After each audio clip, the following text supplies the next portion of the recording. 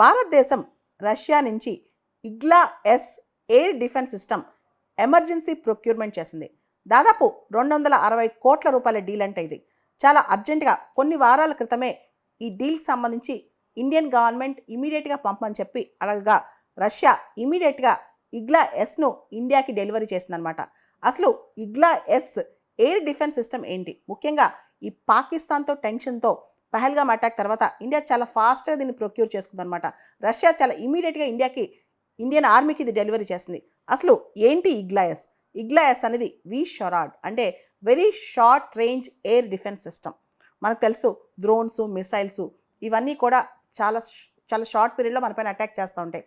మనిషి ఒక సోల్జర్ తన షోల్డర్ మీద పెట్టుకుని దీన్ని వాడుకుని ఇంటర్సెప్ట్ చేయొచ్చు అనమాట వాటిని. అంటే ఏది కూడా మన మిసైల్స్ కానీ చిన్న చిన్న డ్రోన్ అటాక్స్ జరగకుండా very short range air defence system అనమాట.